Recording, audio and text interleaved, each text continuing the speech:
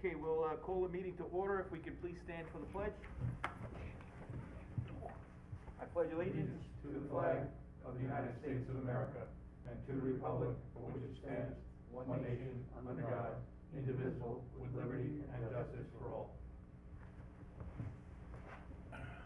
Okay, welcome to the Thursday, September 3rd, 2020 Town of Riverhead Planning Board meeting. First item on our agenda tonight is a discussion item for Norfolk developers, submission of a yield map. Okay, great. Are they on or? We'll just make sure we have Mr. Sherman and Mr. Cuddy. You guys can hear us? You just give a thumbs up. Good. All right. Good afternoon, Chairman, members of the Planning Board. We're here to discuss the Norfolk Developers Major Subdivision application. The Planning Department has received and reviewed a major subdivision application submitted by Norfolk Developers, which has submitted a yield map to identify the development potential of a major subdivision of an existing vacant 12.872 acre parcel of land, which is located within the town of Riverhead. The plans currently before the Planning Board identify a total development yield of 12 residential building lots. The subject parcel, identified as Suffolk County Tax Map number 600-84-2-2.1, is a vacant, wooded, 12.872 acre parcel of land which is located in the vicinity of Cathy Lane and Rabbit Run in Riverhead. The subject property is surrounded with an existing residential development, including the Tall Oaks Estates major subdivision to the west and north, and two subdivisions to the east known as Gateway East LLC and Northville Homes. The property shares its southern boundary with a 12-acre parcel owned by the First Baptist Church of Riverhead. The subject parcel is located at the eastern terminus of Cathy Lane, and the proposed development would take access from Cathy Lane. Subject property is heavily wooded with walking trails that circulate throughout the property. During a site visit, it was evident that the area had been used informally for recreational purposes by residents of the surrounding area, as there were makeshift bike jumps and other features typical of children using the property. Portions of the subject property share its boundaries with three existing stormwater recharge areas, one along its northern property boundary, which was constructed as part of the Tall Oaks Estates subdivision, one along its western boundary, which was also part of the Tall Oaks subdivision, and there's a recharge basin along the eastern property boundary as part of the Northville Homes major subdivision.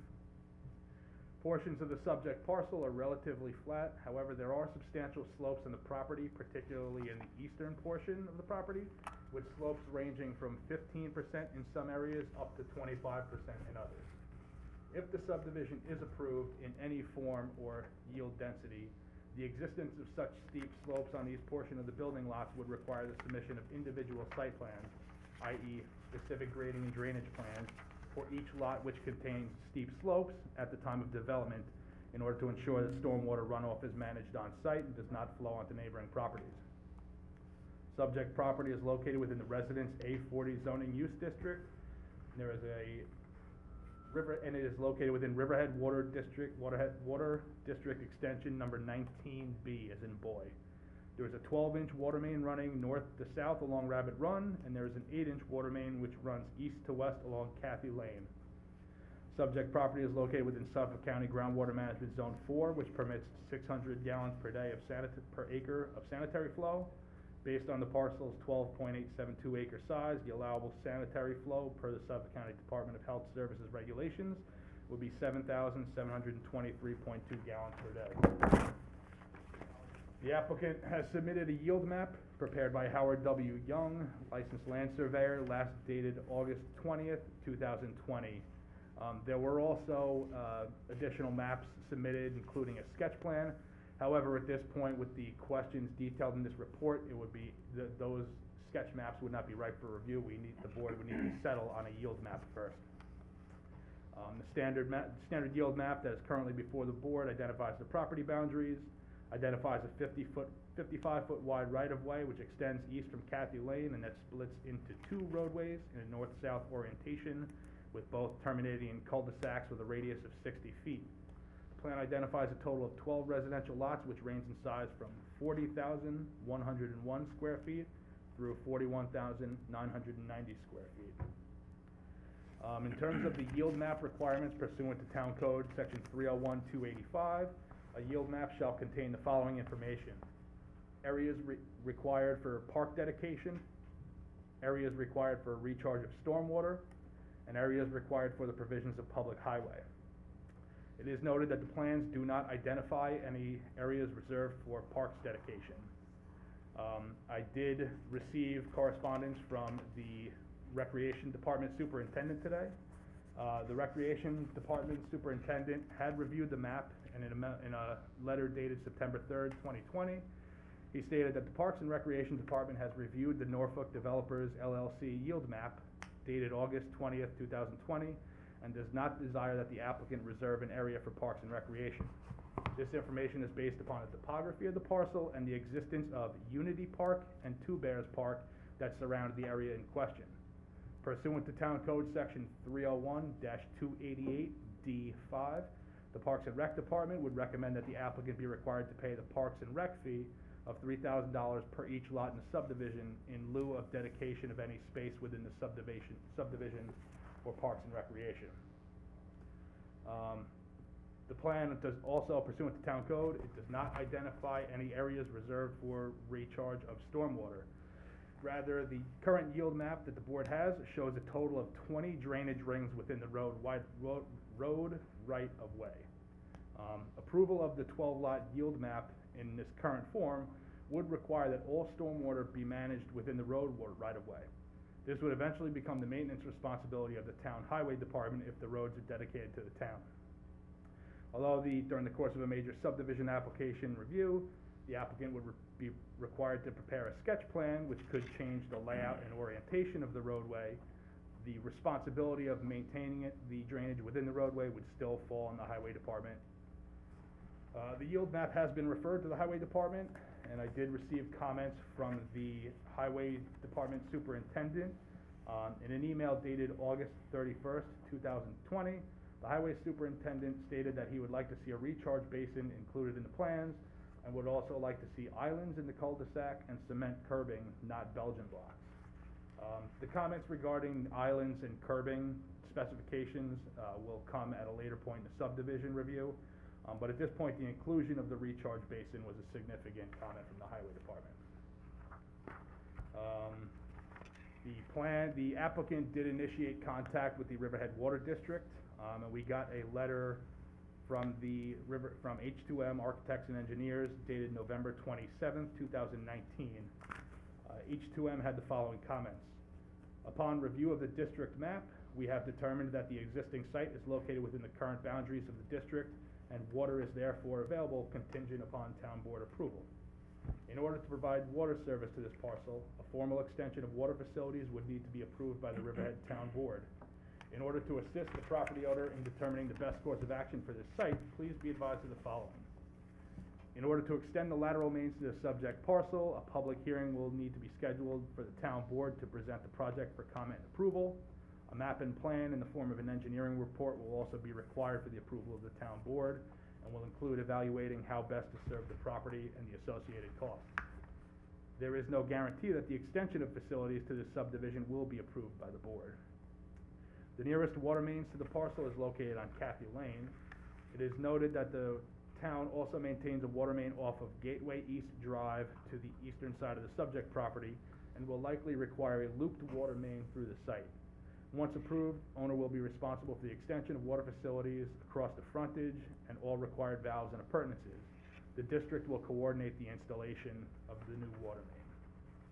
The cost of extending the water main is to be borne by the owner of the property. Costs include construction costs, engineering fees, inspection, legal, and administration. And finally, that the site is also subject to key money fees at $9.10 a gallon based on Suffolk County Department of Health standards for average day water use. The key money for a single-family home is $6,052 per dwelling. Plans were referred to the town's consulting engineer, and in a memo dated September 2nd, 2020, which is attached to your report before you.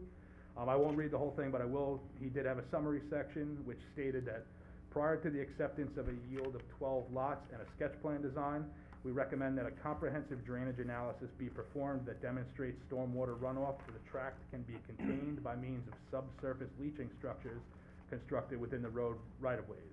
The analysis must demonstrate conformance with the subdivision road and drainage standards. Greg, aren't they required to have a SWIP? They will be required to have a SWIP, but his comments and my comments were more in the requirements of the town code. When an applicant submits a yield map for review by the board, it needs to include the roadways, the area for stormwater recharge, and parks. As I said, we did refer to the parks, so the Parks Department would not like to see a parcel on here. But the significant concerns of drainage detailed in Vinnie Gaudiello's memo, as well as the requirements, warrant some investigation by the board and some comment, because really approving, as I said, to approve the 12-lot yield map in its current form, even if the road shrinks, even if there's some clustering that goes on and some reconfiguration of the lots, ultimately, even if the road is half the size, that will still be the responsibility of the highway department. In addition to that, there's been no engineering demonstrations of how they're gonna construct it.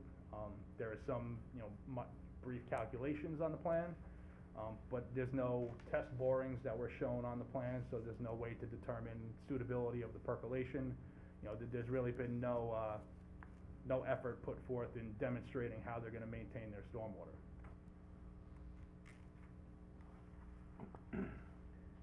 So really, wrapping it up, I would open it up to the board for questions, but really the planning board should consider whether the 12-lot yield of the subject parcel is appropriate given the lack of proposed stormwater management in the area. The board may require a plan which shows an area reserved for recharge. I mean, given the comments by our consulting engineer and the town highway superintendent, I mean, how do we not do that? I mean, there's no provision in here for stormwater, there's no recharge, and it's required. Greg, I note that you mentioned in your report, there's 3 recharge spaces that surround from the other developments. I think maybe the applicant should look into the possibility of maybe being able to use some of that for some of his drainage rather than go build his own. I mean, that's something I believe, the engineers could look into. I'm not sure, I would consult with, council and planning board. I'm not sure if that would affect any of the prior subdivisions, if it would require. Well, that's what they'd have to look at. Yeah. They'd have to recalculate everything Yeah. and still get the approval of the town. Those are town facilities at this point. Yeah. I mean, I believe, these are options that I think the applicant could have their design professionals do some investigating on. I mean, I would know, if they do utilize any of those recharge areas, there would need to, whatever configuration the subdivision would come to, there would need to be easements, cause they would have to get through those private properties, so there would need to be Yeah. easements in those areas to get it to the. Sure.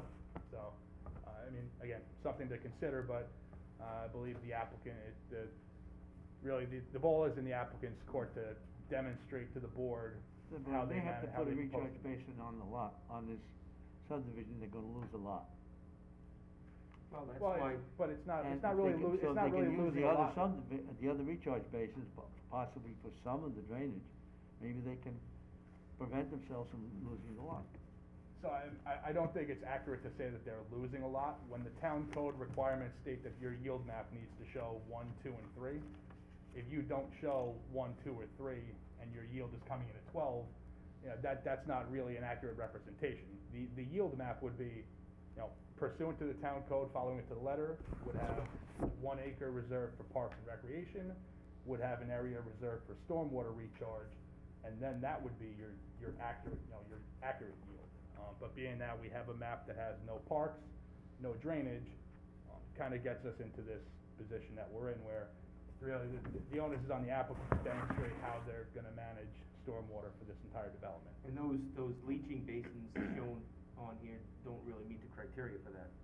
And again, there's very, very little engineering, it's a couple of circles on the map, as I stated, there's no identification on the plans of subsurface soil conditions. I've walked the property, I did note that those other recharge basins, they are, full of sand, so, I don't think it would be an issue, but again, there's nothing that's been demonstrated on the plan that shows, affirmatively that they can manage their stormwater. Well, they show drainage design criteria calculations on there, but did Vinnie comment on those? Vinnie did comment. So in turn, I'll read his section on the yield map for the record. In Vinnie Gaudiello's memo dated September 2nd, he stated that the yield map and standard plan both propose a total of 12 lots. All of the lots have a minimum parcel area of 40,000 square feet. Both proposed subdivision layouts involve extending the roadway of Cassie Lane and a second short roadway. Each roadway terminates with a cul-de-sac. The road right-of-ways are 55 feet wide. The yield map substantially conforms to the subdivision standards of the town code, with the exception that no designated drainage area, or recharge basin area, is provided for the containment of stormwater. The yield map includes a preliminary drainage calculation based on an on-site 5.5 acre tributary area and drainage structures located within the road right-of-ways. Based on the surrounding drainage tributary areas and overland stormwater flow patterns and courses in the area, the adequacy for using of drainage structures constructed within the road right-of-way is questionable in lieu of a positive drainage system, a recharge basin. Prior to accepting the conceptual drainage design and yield, a more detailed and comprehensive stormwater analysis needs to be performed that includes all drainage tributary areas that have the potential to impact the site, as well as the impacts of stormwater from the development on the adjacent residential areas. We find the standard plan to be unacceptable for the purposes of determining yield, and that 3 of the proposed 12 lots are flagged. That reference is a prior plan that referenced flag lots, so the relevant comments to this current yield map are contained in that paragraph I just read. So Vinnie did comment on, whether it's appropriate or not to propose managing it in the right-of-way. Well, I think it's gotta go back to the drawing board. I mean, are they on, do they wanna comment or anything? What do we have? and Doug Adams on. So, yeah, could you unmute, I guess Doug got his hand up there. Both of us, I think, want to speak. First, I like to thank Mr. Bergman for a comprehensive plan and report, and certainly, we don't object to having a recreation and park fee, which is the normal subdivision process. But we're very concerned that the water analysis that you're looking for can be done. That is a drainage analysis. And we could intend to do it. Doug Adams is here with me tonight. We're proposing that we do exactly what Mr. Gaudiello said, which is to have a comprehensive drainage analysis. And I think once that's seen, then you can make a determination as to whether we can have 12 lots or not. But I think that has to be done, and we're going to do it. So I would ask you to wait until we get that analysis completed and Mr. Gaudiello reviews it before anybody does anything else as to the yield. Well, so I mean, the comment from the highway department still stands irregardless of engineering comments that once this is constructed, it would be the responsibility of the town highway department. So while providing a comprehensive drainage analysis for the parcel may satisfy the engineering comments, it doesn't necessarily do anything to address the town highway department's concerns. What is the town highway department's concern? That they would then have to maintain, 3 or 4 or 5 stormwater management systems within a public right-of-way as opposed to maintaining one positive recharge basin. Okay, well, that's, certainly we can address that too, but that's certainly not definitive as to whether we can have the type of drainage we're talking about. I think we gotta get that drainage calculations and analysis done first. Hey Greg, is there any plans for cut and fill or removal of material? There's no details on that as of yet. Right now, they're only in the yield map phase. As the application progresses further, as it gets to the preliminary plat phase, that's when they would need to, provide the fully engineered roadway design, provide all the cut and fill analysis. Thank you. So as far as the water district comments here, again, we've mentioned this at past meetings. I appreciate H2M's, steps here to get public water to the proposed site, but I don't see a letter from the superintendent saying that he could handle 12 more lots, at peak demand. So, at the very least, we're gonna need that from the superintendent of the water district. We understand, yes. And just for your record, just for your information, for the board, we did meet with the superintendent of the water district yesterday, and we have been working to kind of address the issues of water, not just water availability, you know, you turn on a tap, you can get a drop of water, but addressing the capacity issues and being able to serve all of the proposed developments. So we have met it, we've kind of come up with some rough ways to kind of get us to a place where the reviews are being looked at concurrently, as opposed to, you know, the planning board approving something and then getting down the road where the water district is put in a position. So, we will be coming up with some plans to formulate a more cohesive review path for these applications. Okay? Yeah, it's important.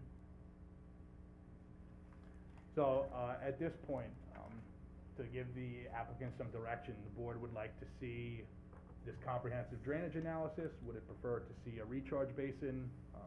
The recharge basin is required by code. The board would be within its rights to require an on-site drainage to be Can I shut. say something, Mr. Bergman? Sure. With the exception of this plan and another subdivision that we're doing in the town, as you are well aware, the villas, this is the first time since, I've been doing this since 1986, that we've shown more than this as far as drainage goes on a yield plan for a major subdivision where the tributary area was 8 acres or less. And I just wanted to put that on the record in saying that I have dozens of examples of ones that we've done that are functioning in Riverhead. I don't know if those maybe are the subject of an issue with the highway superintendent, that they are, problematic for that department. If there are, we'd like to know about it just so we can improve what we're doing. But those drainage designs, further than what's shown on this plan already, is something that we're not customarily doing, with the same code, I believe, since, in about 30 years, I guess it would be. So, I just wanted to put that on the record while I'm sitting here watching this happen. We don't mind doing it, Vinnie makes good comments. I think he sort of leaves the door open in his comments about us demonstrating something. We'll do that. We'll do it now rather than further down the road. I understand that it might affect this board's decision on whether, this yield number, holds or not as a result of that. I understand that. So we'll do it, but I just wanted to put out there that, this is a 5.5 acre tributary. It's really nothing in the grand scheme of things. We have, unusual drainage patterns here that have been here forever, coming off the Reeves Farm area. And we have, 4 recharge basins actually immediately adjacent to our property. So, I understand everyone's concern here, but the soils are good here, and, the center of this property where the road would lie is basically on a ridge where, all of these properties, almost all of them, from the middle of the property to the back, it's all running away from our property. We're not gonna be able to do anything with it anyway. So whether we're contributing, to those other tributaries now or later is likely gonna be less of a contribution, because as those lots are developed, they're gonna be required to handle, their runoff from their roof runoff and their driveways. And, so in the end, the full build out of this somewhere down the road, actually less water will be leaving this property, to the adjacent property. So that was just a comment to speak directly to, the surrounding drainage patterns and how we are affected by they and they are affected by us. And that leaves the roadway area, which again, I told you that the tributary area, we estimate to be, it's gonna be about 5.5 acres. And that's not significant. We have, many examples, and, Howie tells me stories every day, but his understanding was 8 acres was some number that the town had always considered as a sort of a benchmark or a tipping point for where we would move to looking at, reserving a specific area for, a recharge area. So we'll look at that, you know, certainly we'll look at Vinnie's comments a little more closely and try to come up with something that makes the board feel good or better about, you know, about doing this drainage design basically as shown.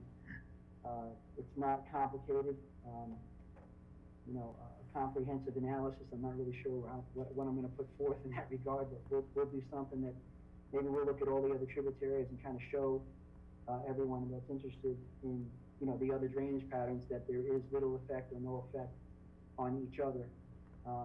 But we'll do that, I'm happy to do that. I just wanted to point out the 8 acre sort of threshold that we've always been, you know, sort of held to. And we have many, many examples in Riverhead of that happening. I don't have it with me now, I actually brought a roll map, pretty thick roll map with me last time on the village to maybe, you know, go through a bunch of them, but, you know, if those were a problem and have been a problem since we've done those, we haven't heard about it, so, as far as I know, it hasn't been an issue, so, I just wanted to point that out. So what may have been done in the past, you know, is fine and good, but that doesn't mean that it was done within compliance of the code.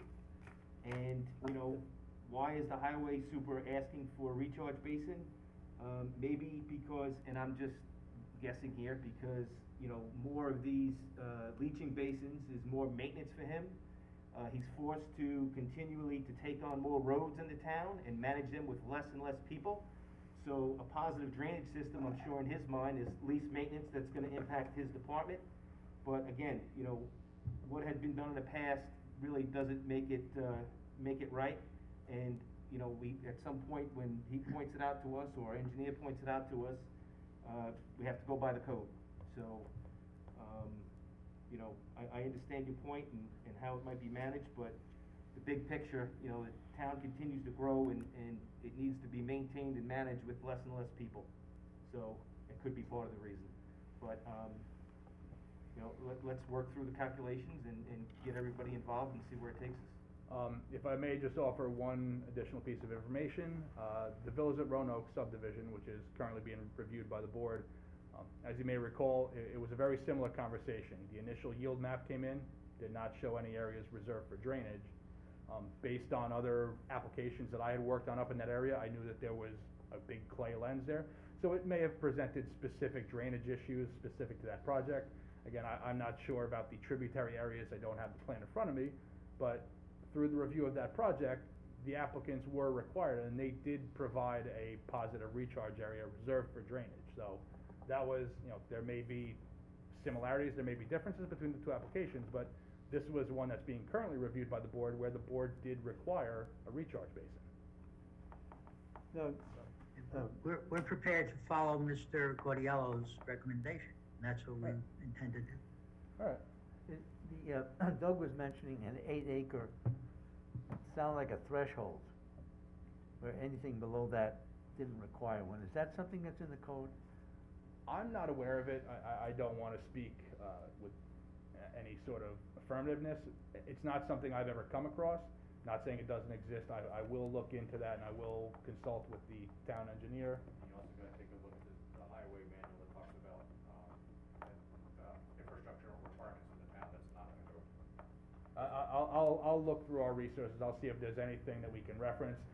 That may be some sort of stormwater pollution you know, I can't really speak to that, Right. but to the best of my knowledge, I'm not immediately aware of it. So we do It's need to be not careful. It's not written in the code. It's not in the code? No, of Okay. course not. But we also have a highway manual that talks about specifications for all the highway infrastructure lighting requirements in the town. And drainage requirements. Okay. Alright, so it seems like there's some more information needed here. Okay. I think for context, that 8 acres came out of something like, the minor to major subdivision threshold being 4 lots. If you had a 5 lot subdivision, you were considered a major subdivision. And, you know, according to the standards, you would need a recharge basin, and to have a recharge basin for 5 lots, regardless of the tributary, I think seemed, you know, a little bit of overkill, even to just the general, you know, lay people. So, somehow that, you know, that 8 acres sort of evolved and was developed into 8 acres. you know, over the years. That's where it came from. I'll do some additional research on that. Okay. If I find Thank you. anything, I'll let you know. Okay, all right, thank you. Well, this is 12 acres anyway, so it's a 12-acre parcel anyway. Okay, next item on the agenda is a public hearing for Hotel Indigo to abandon the existing septic system, construct a sanitary pump station, and to connect into the Riverhead sewer, the hotel into the Riverhead Sewer District. So we have Marty, this is Marty's, right? Yep. Can we turn Marty on? Marty, you want? You gotta mute yourself. I think you have yourself on mute, Marty. Got it. There you go. Okay, if you could, just tell us, a little bit about the project and the background and what got us here today, please, for the record.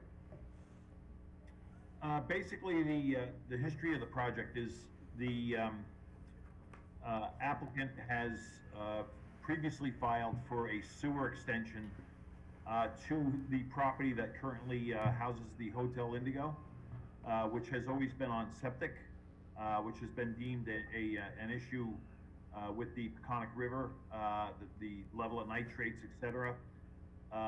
In exchange for that, there is some potential development for additional properties that my client owns around that site. So it benefited him to bring the sewer in. As part of that sewer extension, at my client's expense, they connected Tanger 1 to the sewer because the sewer main actually extends through Tanger 1's parking lot in order to get to this property. That work has all been completed. It's all been installed, and Tanger 1 is now connected to sewer.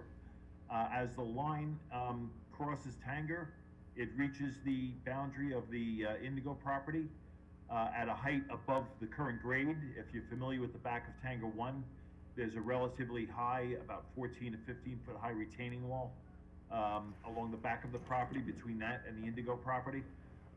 So therefore, what we require is a pump station in order to bring the sewage from the hotel into the pump station and pump it up into the new main. Basically, the on-site work includes a new line from the current collection box. The hotel has about 4 different outfalls that come out. They go into a distribution box that goes into the current septic tank. From that box, it will go into the new pump station, and it will be pumped into the sewer line that crosses Tanger.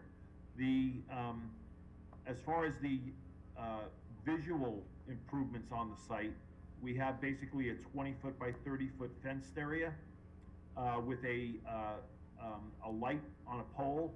That will be locally controlled. It's not part of the site lighting. That would only be utilized if they needed to service the pump station after dark. There's a local switch for that, and the reason for the fence is to enclose the pump station itself, which is primarily below grade. There are 2 chambers, a valve chamber and a pump station chamber below grade, but they do have concrete tops. They do have access covers, and there is also a weatherproof electrical box above grade that brings power in and then distributes the power to the pump station, etc., in conjunction with the pumps and water units.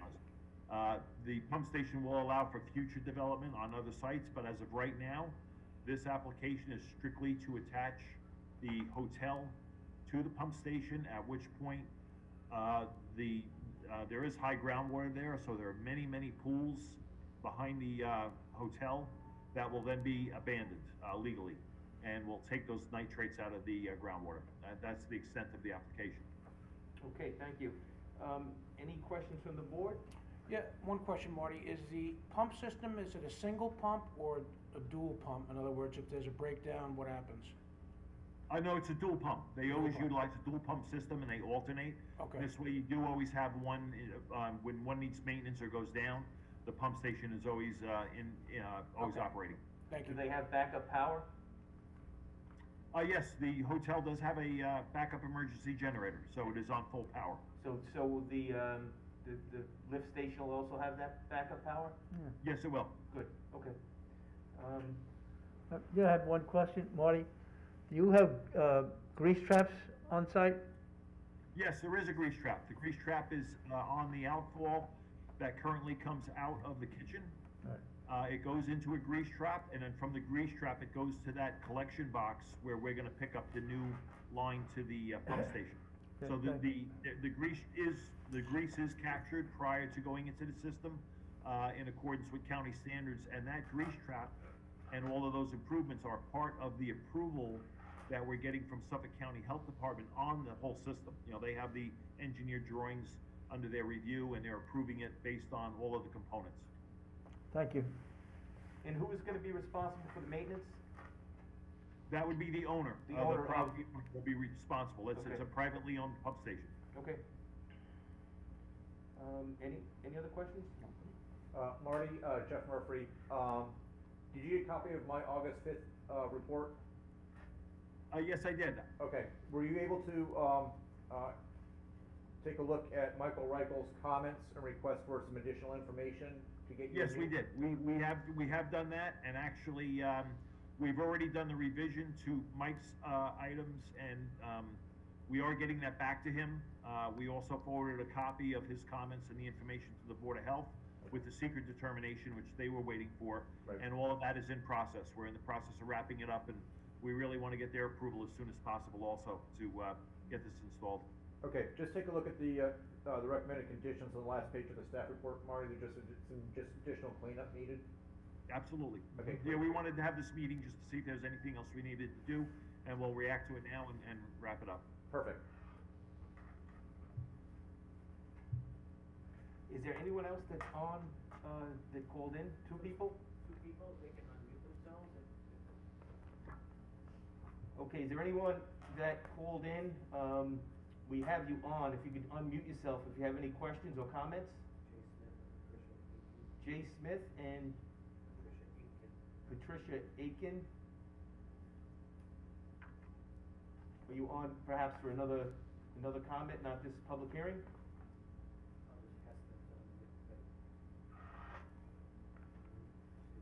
Patricia's now able to speak if you want. No, I have no comment, thank you. Okay, thank you. And Smith? I've asked her to unmute, so I assume she has something to say.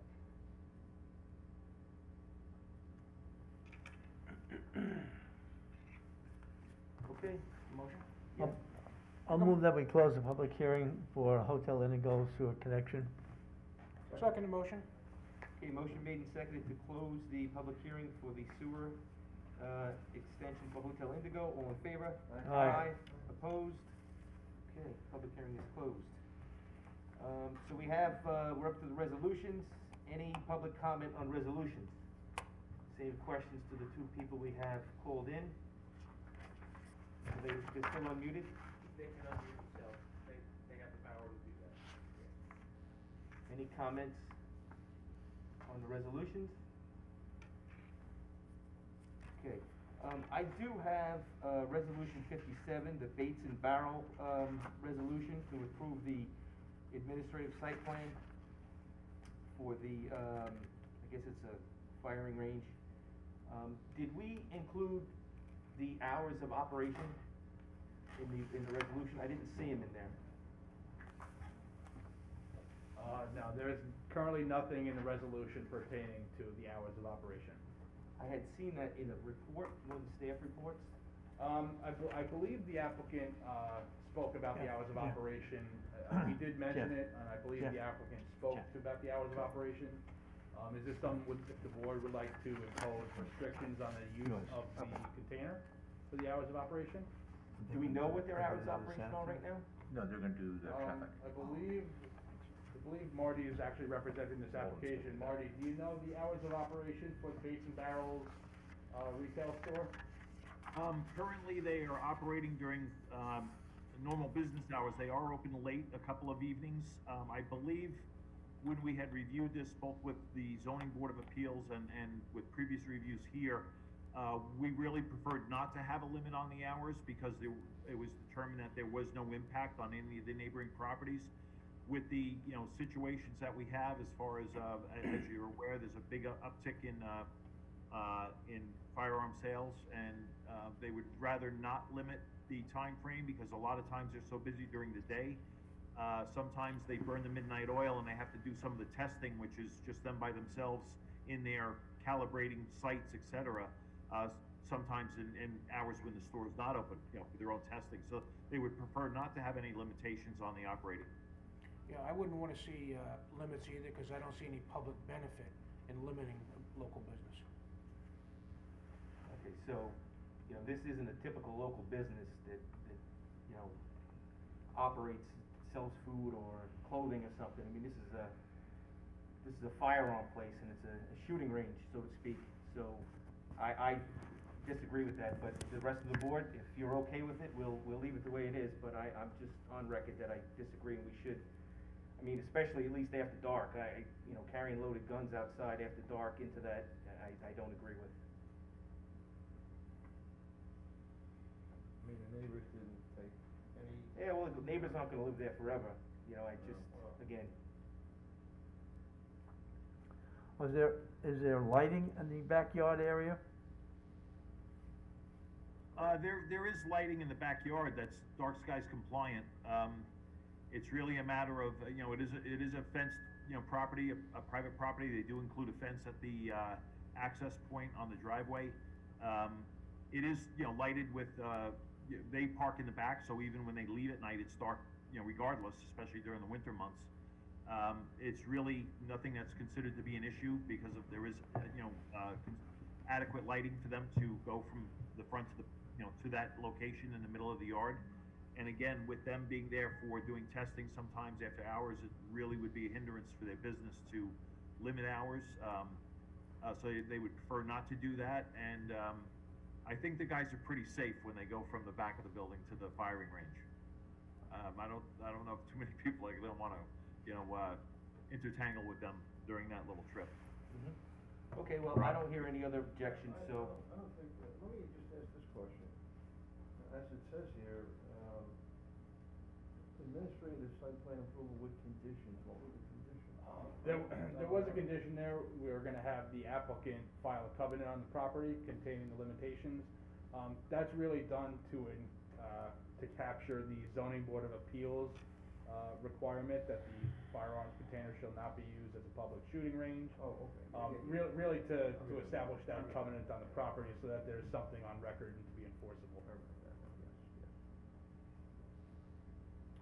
Okay, so, we'll take up the resolution. I'll move resolution 56, John P. Kowski and Sons, granting an extension of time for the planning board chairman to sign the subdivision map. So moved. Second. Okay, motion made and seconded to approve resolution 56 with John Kujawski and Sons for an extension of time. All in favor? Aye. Aye. Opposed? Resolution's approved. I'll move resolution 57 for Bates and Barrels, so moved. Second? Okay, before we vote on this, I'm just gonna go on the record and say, I'm a bit astonished at how this application morphed from a bait and tackle shop 30 years ago on Main Street in Riverhead to accessory use, to sell firearms, and now put in a shooting range. I just don't like how it morphed, and I don't think it's appropriate, and I just wanna go on record saying that. So with that, motion made and seconded to approve Bates and Barrels, resolution 57, all in favor? Aye. Aye. And I am opposed, so it's 4-1, it passes. Thank you. I'll move resolution number 58 for the K&J Farm Adventures, so moved. Okay, motion made and seconded to approve resolution 58 for K&J Farm Adventures, all in favor? Aye. Opposed? Resolution is approved. Okay. Mr. Chairman, we do have one more resolution. It's a walk-on. I apologize for the last minute nature of it. We did post it on the website. This has to do with the HK Ventures site plan application, the 430,000 square foot industrial, site plan proposed next to Tractor Supply up in Calverton. The town planning board issued a positive declaration requiring the preparation of an environmental impact statement. Given the size and scope, we had this discussion at the last meeting that we wanted to hire an outside consultant or consultants to help us review this application. So the resolution that you have before you, and it's in your packet, authorizes Stan to send a memo to the town board recommending the hiring of Walden Associates, and then, which we talked about last time, and also Lewis McLean Associates to help us review the traffic component to it. So this resolution would authorize Stan to send a memo to the town board recommending the hiring of this consultants. Okay, so resolution 55 is an add-on, but it was posted Yes. on the website, and it's to hire a consultant Right. to assist with the review of the HK. Because the positive planning board impact. doesn't have the authority to hire, Right, but the town board So does, it's so. a memo to the town board. Expertise of Walden.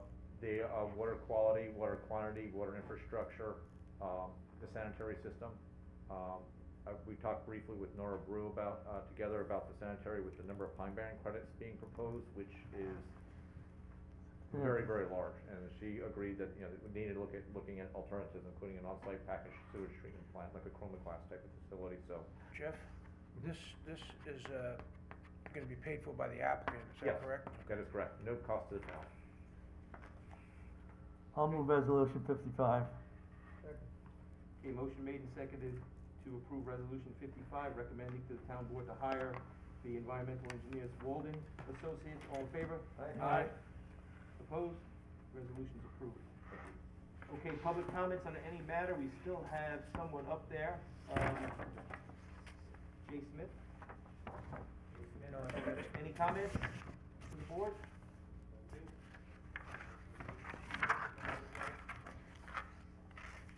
No comments? Okay, the meeting minutes of August 20th. Make a motion that we move the planning board minutes for August 20th, 2020, so moved. Motion made and seconded to approve the minutes of August 2020. All in favor? Aye. Aye. Opposed? Next meeting is September 17th at 3 PM. Motion to adjourn. So moved. Okay, thank you, good night. Good night. Have a nice extended weekend, everybody. Thank you, you too. While the board's still here together, at your next meeting, you're gonna have